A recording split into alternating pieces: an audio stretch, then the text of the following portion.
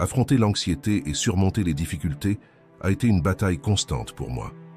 J'avais l'habitude d'amplifier mes problèmes, restant coincé dans des pensées sur des situations que je ne pouvais pas contrôler, ce qui ne faisait qu'empirer les choses. Tout a changé lorsqu'un ami m'a parlé du stoïcisme et m'a prêté un livre. J'ai décidé d'essayer. J'ai pris l'engagement de pratiquer les fondements et les habitudes stoïciens pendant une semaine pour voir si ce changement de pensée aurait un impact sur ma vie, apportant plus de tranquillité et de force mentale. Les résultats ont été transformateurs. En une semaine, ma perspective a complètement changé. J'ai gagné en confiance pour affronter l'anxiété et gérer les frustrations et les défis avec clarté.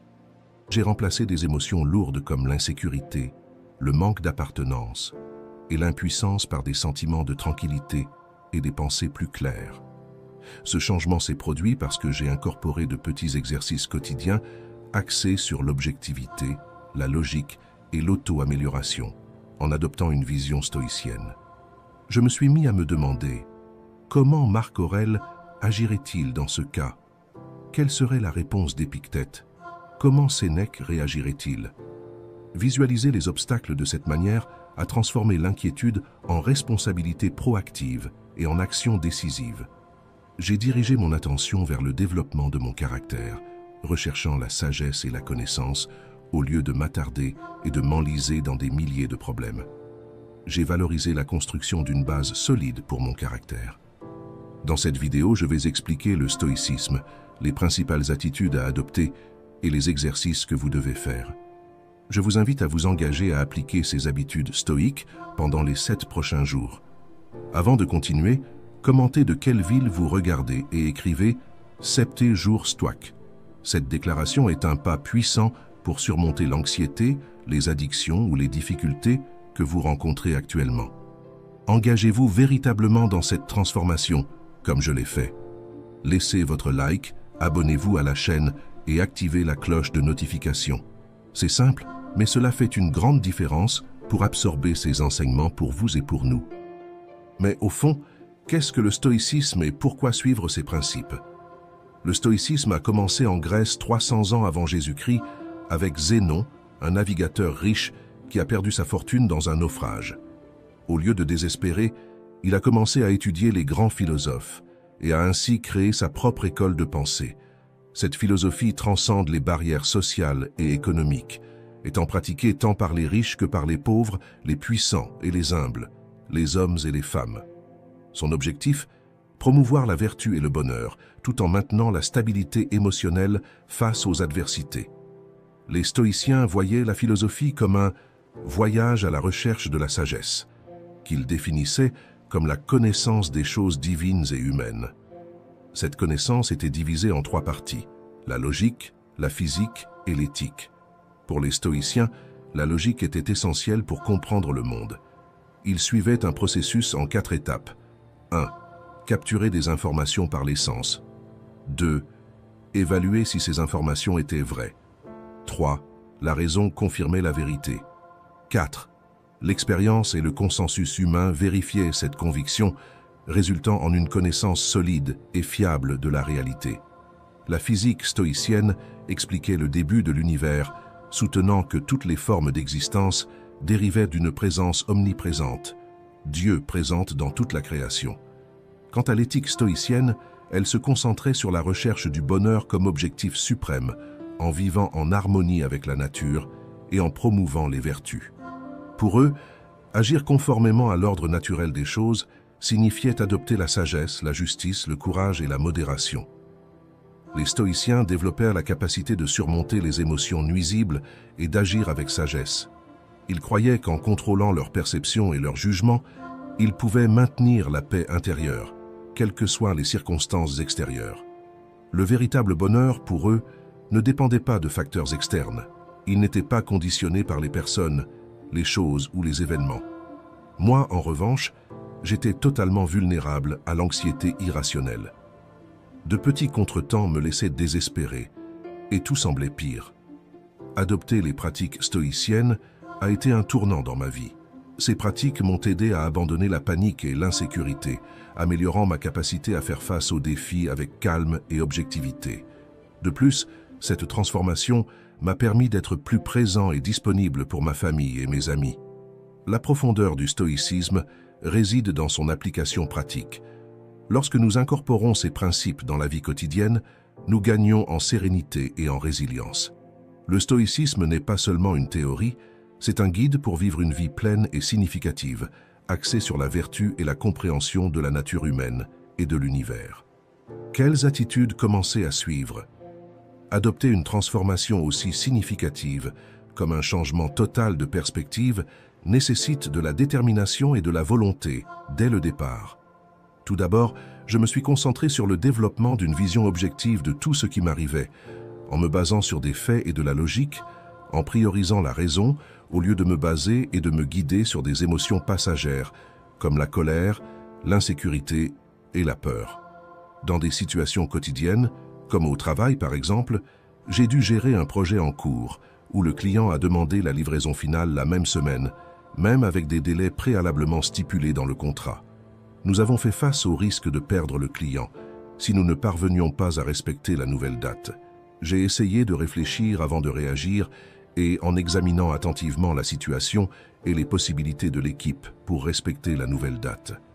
J'ai réalisé une cartographie complète du travail, identifiant ce que nous avions déjà terminé, ce que nous n'avions pas encore commencé et ce qui était en cours, en plus d'établir de nouvelles activités pour l'équipe que je coordonnais.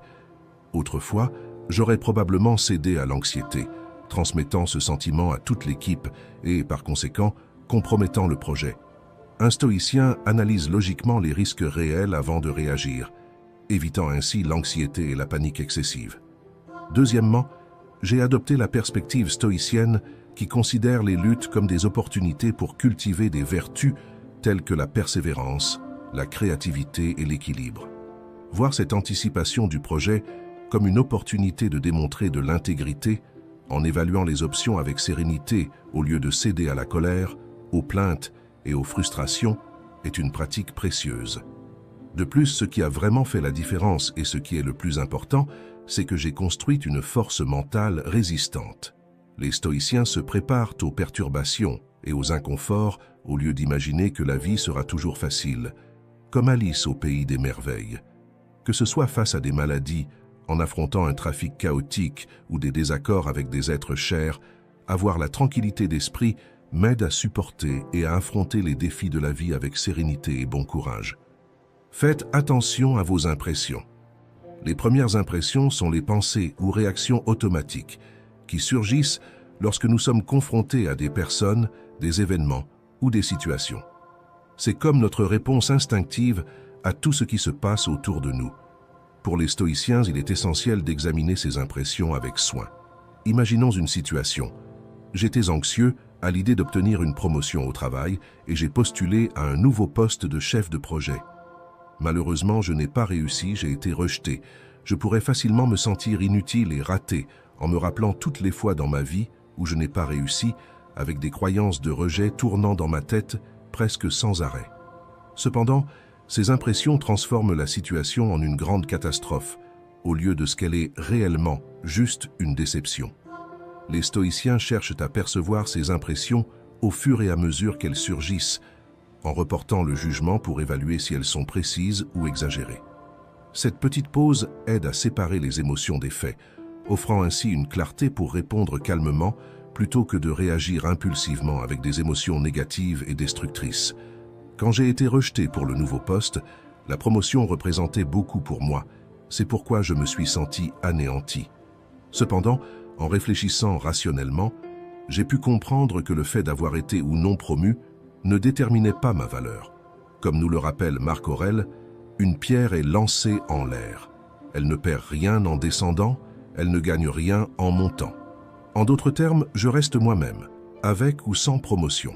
Et définitivement, dans le monde de l'entreprise aujourd'hui, il existe divers facteurs qui déterminent qui recevra une promotion. Donc, en réfléchissant rationnellement, je ne pouvais pas mesurer ma valeur par cela. J'ai patiemment attendu que mon chef me donne un retour sur les points que je pouvais améliorer pour me perfectionner en vue d'une prochaine opportunité. Avant de continuer, n'oubliez pas de vous abonner à la chaîne et d'activer les notifications pour ne manquer aucune vidéo. Différenciez entre ce que vous pouvez et ce que vous ne pouvez pas contrôler. Les stoïciens introduisent la dichotomie du contrôle, expliquant que certains aspects de la vie peuvent être directement contrôlés, tandis que d'autres sont au-delà de notre domaine. La santé, par exemple, est sous mon contrôle. Si je prends bien ou mal soin de ma santé, cela je peux le contrôler. Mais je ne peux pas contrôler si je tombe malade ou si j'attrape une grippe. Un autre exemple est l'argent. Il est sous mon contrôle la façon dont je dépense mon argent. Si j'ai une organisation financière ou si je dépense de manière impulsive, ces deux décisions sont des choix que je contrôle totalement.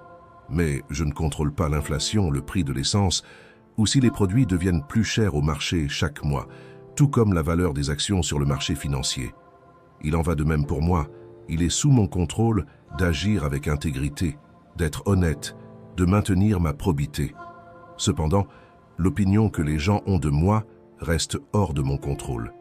Dans une situation où je me suis senti méprisé par des amis en qui j'avais confiance, au lieu de me plaindre du manque de considération de leur part, j'ai dirigé mon énergie vers l'établissement de nouvelles connexions.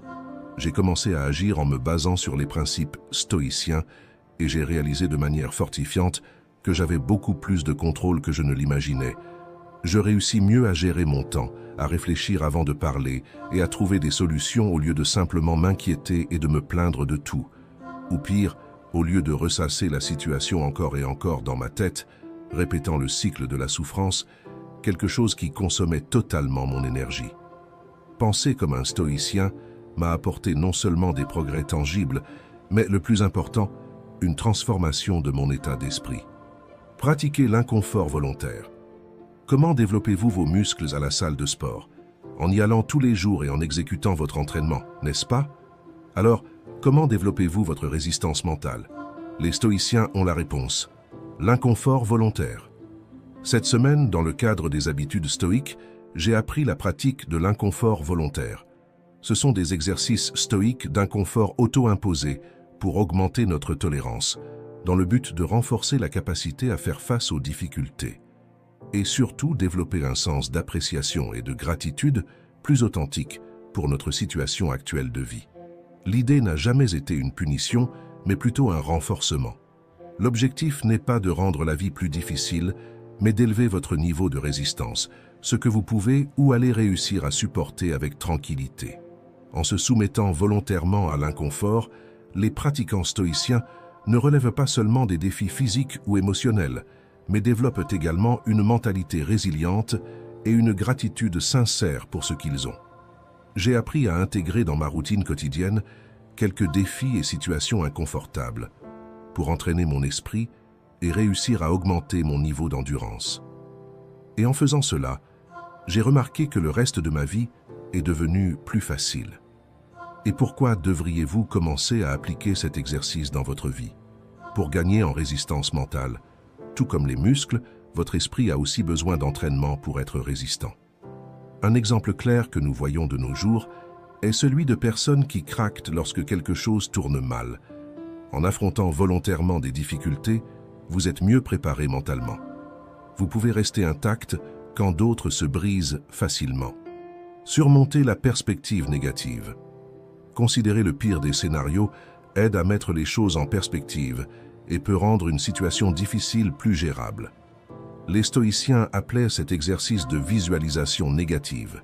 L'idée est d'anticiper les difficultés en imaginant des scénarios, se préparant à ce qui pourrait mal tourner et sachant comment y faire face.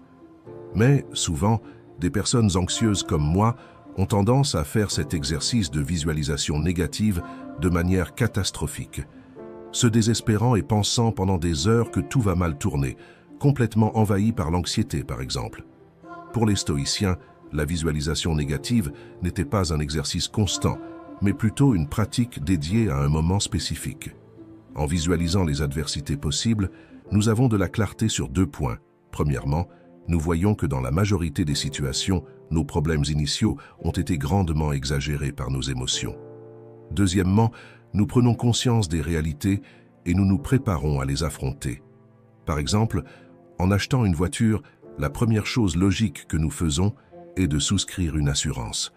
Parce que nous connaissons le taux élevé de vol et le manque de sécurité, nous ne prenons pas une assurance en espérant être volés ou que notre voiture soit dérobée, ni en souhaitant que cela nous arrive ou en voulant l'attirer. Mais nous nous préparons au cas où quelque chose se produirait. De la même manière fonctionne la visualisation négative. Penser à une issue pas très bonne nous prépare mentalement à résister et à gérer la situation si elle devait se produire. Penser à la perte de mes revenus me fait réaliser que faire un budget et noter soigneusement mes dépenses et mes gains n'est pas quelque chose de fastidieux et ennuyeux, mais essentiel pour apprendre à contrôler mes finances. Imaginer une sorte de maladie dans la vieillesse me motive à rechercher la santé dès maintenant et à commencer à mieux prendre soin de mon corps tant que j'ai le pouvoir de choisir. Affronter périodiquement les mauvais scénarios dans mon esprit crée une préparation pour agir avec sagesse. Souvent, nous nions certaines vérités dans nos vies, tombant facilement dans un positivisme superficiel, mais le fait de nier nos vérités ne les fait pas disparaître, mais nous rend vulnérables aux adversités. Réfléchissez à votre interconnexion. Notre culture valorise fortement l'individualisme aujourd'hui, et bien que nous soyons connectés, beaucoup d'entre nous sont de moins en moins présents dans les environnements que nous partageons. Les stoïciens partagent la croyance en l'interconnexion entre les êtres humains, voyant tous comme des membres d'une communauté plus grande. Ils ont même inventé le mot cosmopolite, qui signifie citoyen du monde. Dans cette perspective, chacun de nous joue un rôle essentiel dans le monde. Et les actions d'une personne n'affectent pas seulement, mais influencent aussi tous ceux qui l'entourent. Les stoïciens mettent l'accent sur l'importance d'agir de manière éthique et responsable en considérant le bien-être collectif. Se rappeler que mes actions impactent la vie d'autres personnes fait que défendre la vertu semble significatif et non faible. Un autre point est que les stoïciens voient également une interconnexion entre l'esprit et le corps. Ils croyaient que l'esprit et le corps sont des parties inséparables d'une personne et que le bien-être de l'un affecte le bien-être de l'autre. Ainsi, j'ai compris que prendre soin de l'esprit est aussi important que de prendre soin de mon corps. De la même manière que j'ai appris à pratiquer le contrôle mental, j'ai commencé à changer mes habitudes alimentaires et à faire de l'exercice. L'interconnexion est une idée fondamentale dans le stoïcisme qui nous rappelle notre interdépendance avec le monde qui nous entoure. Cela signifie reconnaître que nos actions ont des conséquences et que nous sommes connectés à tout ce qui nous entoure. Que nous devons apprendre du passé, vivre pleinement le présent et nous préparer pour l'avenir. L'interconnexion dans le stoïcisme est un outil puissant pour promouvoir la paix et la sérénité, garantissant que chaque acte de bonté ne soit pas gaspillé, mais qu'il plante plutôt des graines de paix et de modération dans la vie de ceux que nous touchons. Si ces enseignements vous parlent, abonnez-vous à la chaîne, afin que nous puissions vous apporter davantage de moyens d'appliquer le stoïcisme dans notre vie quotidienne. Concentrez-vous sur la vertu et le caractère. Les stoïciens mesurent la sagesse non pas par le talent ou l'estime qu'une personne acquiert, mais par la constance de son caractère. La quête exclusive de la célébrité ou des accomplissements pour eux-mêmes génère souvent des pensées et des vices à court terme. J'ai cessé de me critiquer constamment pour avoir moins de followers ou de vues sur mes stories que certains collègues. Aucun des deux ne garantit d'agir avec gentillesse et courage lorsque la vie se complique. À la place, je me suis concentré sur des objectifs d'auto-amélioration basés sur la pratique de la patience, de l'honnêteté et de la générosité. Quand nous devenons de meilleures personnes, des personnes de grand caractère, nous trouvons naturellement plus de satisfaction dans nos vies et, automatiquement, nous contribuons aux environnements que nous partageons. Nous avons tous une version idéale de nous-mêmes dans notre tête. Cette version mange mieux, a une meilleure organisation financière, fait de l'exercice, est un peu plus patiente, peut-être plus dévouée et non procrastinatrice, et certainement est plus présente dans la vie. Pour commencer à agir de cette manière, demandez-vous simplement que ferait votre meilleur moi ou comment votre meilleur moi déciderait-il par exemple, mon meilleur moi regarderait-il de la pornographie? Mon meilleur moi appuierait-il sur le bouton de répétition 5 fois de suite? Mon meilleur moi boirait-il un verre de plus? Par exemple, mon meilleur moi choisirait-il un œuf dur pour grignoter ou un soda? Mon meilleur moi appellerait-il ses parents un peu plus souvent? Mon meilleur moi crierait-il sur le gars que je ne connais pas et qui m'a coupé dans la circulation? Mon meilleur moi lirait-il un livre ou jouerait-il sur son téléphone? Mon meilleur moi sortirait-il avec son épouse ou passerait-il une autre soirée sans parler et en regardant la télé sur le canapé? Ce sont des questions si simples à poser, mais remarquablement très puissantes. Les fruits de cette vie sont un bon caractère et des actions pour le bien commun. Marc Aurèle. Maintenez une perspective objective. L'avant-dernière habitude stoïque consiste à garder une perspective objective sur soi-même et sur les événements, sans être influencé par le victimisme, l'apitoiement sur soi ou la vanité. Autrement dit, ne pas se placer ni au-dessus ni en dessous, mais se voir tel que l'on est réellement. J'ai découvert que la pratique de la méditation ou du journal intime m'aide à analyser les circonstances de manière cohérente et logique avant de réagir.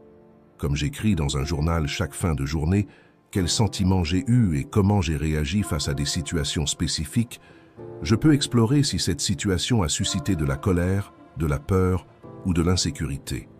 En décrivant ma réaction, j'évalue si j'ai cédé aux premières impressions ou si j'ai analysé chaque situation objectivement avant de répondre. Ce processus de réflexion est crucial pour maintenir la clarté mentale et éviter les réactions impulsives. Lorsque je me sens accablé, je retrouve mon équilibre mental en me demandant quels conseils je donnerais à un ami confronté au même problème. Visualiser ma vie comme si elle appartenait à un étranger impartial élimine les émotions biaisées et me permet de trouver des solutions raisonnables que je suggérerais probablement à d'autres.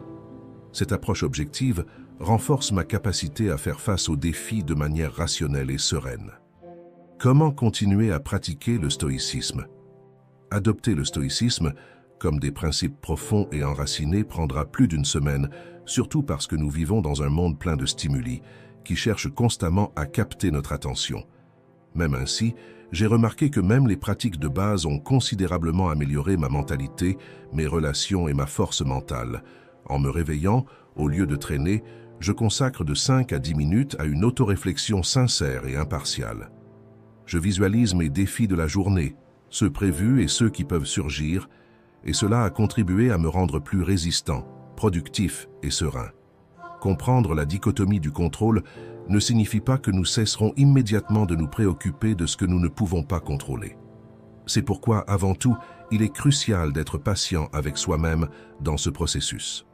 Cependant, cela signifie que notre première pensée aujourd'hui, au lieu d'une réaction émotionnelle, sera de questionner l'émotion. Il est donc essentiel de maintenir la persévérance et d'être préparé au contretemps, mais avec stabilité. Au final, la récompense pour un effort soutenu est une véritable conquête. Pendant seulement 7 jours, prendre au sérieux les enseignements stoïques m'a rendu méconnaissable pour moi-même dans le meilleur sens possible. Je vous encourage, même si vous êtes Thomas et totalement sceptique, à faire une tentative honnête en commençant de la même manière que moi. Il n'y a rien à perdre, au contraire, vous avez beaucoup à gagner. Commentez quelle attitude vous commencerez à appliquer dans votre vie. Merci d'avoir regardé.